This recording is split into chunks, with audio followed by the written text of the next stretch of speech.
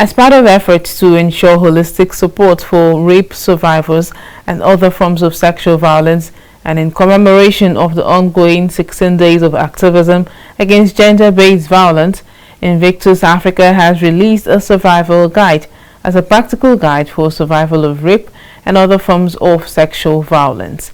This took place on Wednesday in Abuja. Malik Iduro has the rest of the story as read from our studios. In a bid to curb gender-based violence in the society, the Executive Director Invictus Africa, Buki Shonibari, explained that the Survivor's Guide is a no-fluff, realistic, hands-on guide created to support survivors of sexual and gender-based violence as they navigate the period after sexual violence. We released Survivor's Guide because we deemed it necessary for people to know issues around sexual and gender-based violence.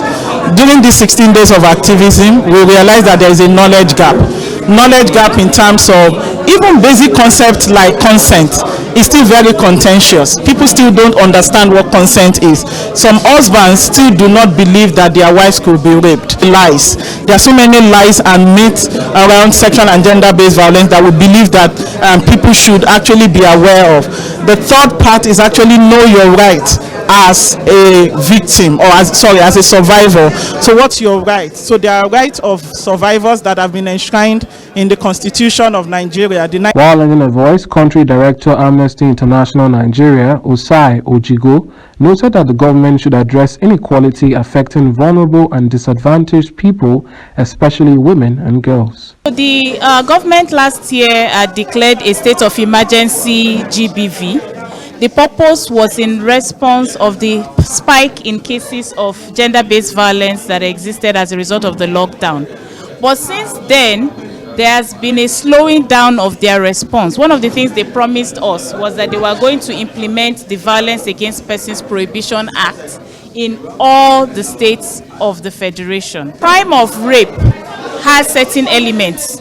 So the Violence Against Persons Prohibition Act has updated the law. We inherited an ancient criminal code and penal code, and there are now modern practices in terms of the care for survivors.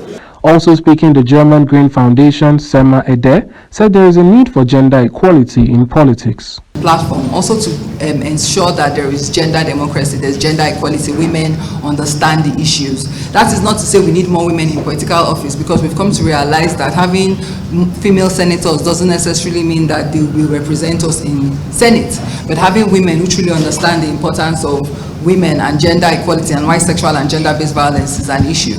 And so, like Osai said, access to justice and access to remedies is a serious problem. And so we don't have access to justice and access to remedies, maybe because we do not have people who understand the issues and how badly sexual violence affects us. So how do we do that? We need to educate people.